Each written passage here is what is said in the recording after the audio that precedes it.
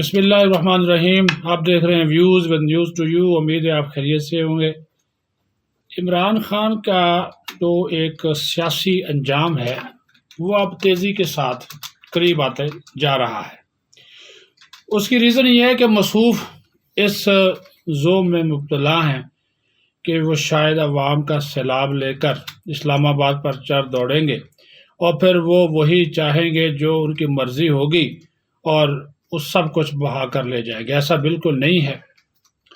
کیونکہ وہ جو کچھ کرنے کی کوشش کر رہے ہیں، جو کچھ ان کے ذہن میں ہے وہ ہوگا نہیں، کیونکہ جو اس ملک کے محافظ ہیں یا اس ملک میں جو اس وقت حکومت کر رہے ہیں پی ڈی ایم والے، وہ بھی بڑے سیانے ہیں،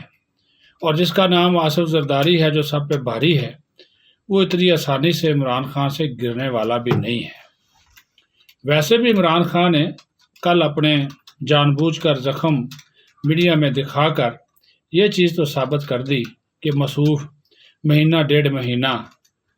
اٹھ کر چلنے کے قابل نہیں ہیں۔ تو لہٰذا یہ جو لانگ مارچ ہے، یہ جس کو کہا جا رہا ہے کہ ہفتے کو اس نے راولپنڈی پہنچنا ہے، تو یہ ہو سکتا ہے کہ پھر ادھر ادھر ہی کہیں بھٹک جائے، خان صاحب اس کی قیادت نہ کر سکیں۔ کوئی ڈاکٹروں نے ان کو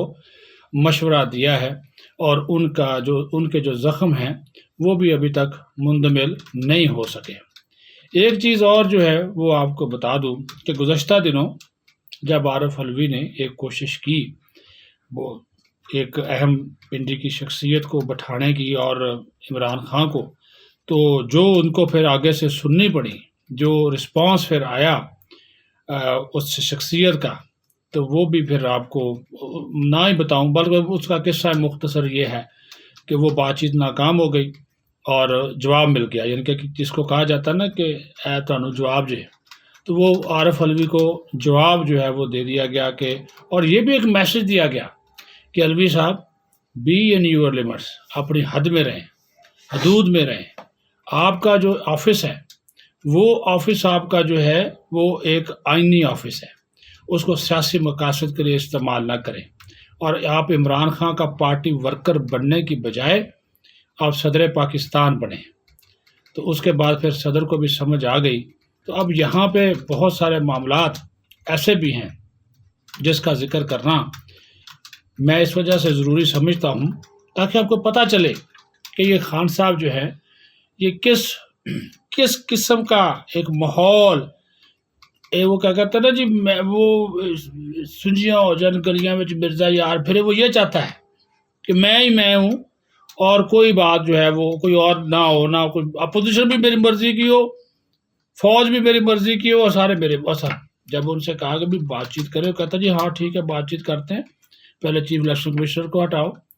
چیئرمین ریب کو ہٹاؤ، آئی جی اسلام آباد کو ہٹاؤ، نگران وزیر اعظم میری مرضی کا بناؤ، اس کے بعد پھر بات چیت کرتے ہیں۔ میں پارلیمنٹ میں بھی واپس آ جاتا ہوں، میں اپنے بندے کا نام دوں گا، وہ نگران وزیر اعظم ہوگا، اس کے بعد الیکشن 3 مہینے کے دوران الیکشن کروائیں، تو بالکل میں آ جاتا ہوں واپس، میں بیٹھنے کو تیار ہوں۔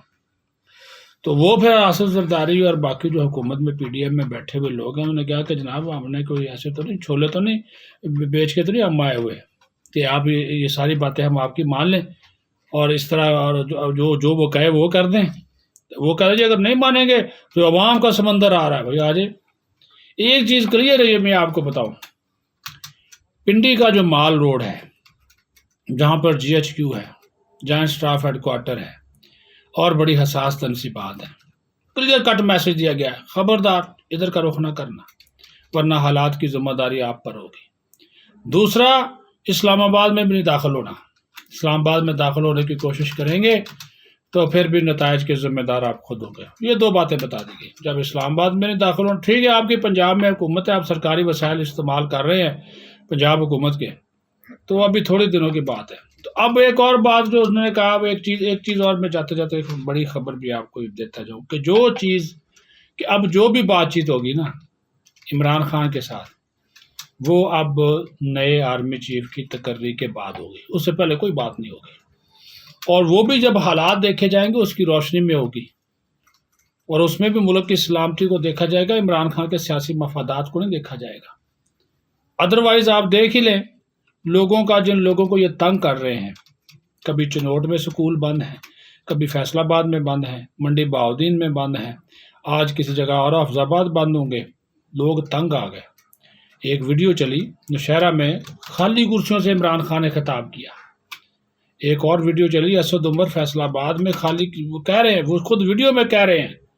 کہ جہاں پہ بھی ہم جاتے ہیں کرسیاں خالی نظر. لوگ اب وہ رسپانس نہیں دے رہے، ان کو بھی پتہ چل گیا ہے کہ آپ کا جو ایجنڈا ہے، جو آپ کا مشن ہے، وہ صرف اور صرف، اور وہ تو وہ رہتی جو کسر ہے وہ اس نے نکال دی. وہ جو جرمن اینکر تھی اس نے تو ایسی تیسی پھیر دی. اور جب وہ کہتی ہے کہ آپ اقتدار کے لیے آ رہے ہیں، اقتدار کی واپسی کے لیے آ رہے ہیں، آپ کا تو ایجنڈا ہی نہیں ہے، آپ کا ایجنڈا تو جمہوریت ہے ہی نہیں، تو اس کے بعد اس اینکر کو بھی قتل کی دھمکیاں، ریپ کی دھمکیاں. تو مجھے بتائیے یہ جب معاملات ہوں گے تو پھر کہاں پہ سچویشن جو ہے وہ آپ کی فیور میں جائے گی؟ آپ اس ساری سچویشن کو خان صاحب کسی اور طرف لے کر جانا چاہ رہے ہیں. تو وہ جو گیٹ نمبر 4 ہو یا گیٹ نمبر 7 ہو، وہ کوئی بھی دروازہ اس وقت آپ کے لیے اوپن نہیں ہے، بلکہ انہوں نے دروازوں کے ساتھ ساتھ اب تو کہا کہ وہ روڈ بھی آپ کے لیے اب ممنوع ہے. تو خیال کیجئے گا، اس طرف نہ جائیے گا. تو ظاہر ہے جب ملک کی سلامتی کا معاملہ ہو، اور ایک اور چیز وہ بھی جاتے جاتے کیونکہ اس کے اوپر بھی بڑی بات ہو رہی ہے، جو فیصلہ ہونا ہے نا وہ فیصلہ بڑی خاموشی کے ساتھ کر لیا گیا ہے. وقت پر اس کی اناؤنسمنٹ، ایک ہفتہ آپ ٹھہر جائیں، آپ کو اندازہ ہو جائے گا. آج ہے 15 تاریخ، تو 15 اور 7 22، 21 22 کو ہر چیز روز روشن کی طرح یہاں ہو جائے گی. پرچی شہباز شریف کی جیب میں ہے، اس نے وہ صرف کگی مارنی ہے، اور جس دن کگی لگ گئی اس کے بعد جو ہے وہ سب کچھ پتہ چل جائے گا کہ کون کہاں پہ کس جگہ پہ آ رہا ہے. تو پھر عمران خان صاحب کو بھی بڑے اچھے سے اندازہ ہو جائے گا کہ اب میں کہاں پہ کھڑا ہوں. اپنا خیال رکھیں، بہت شکریہ.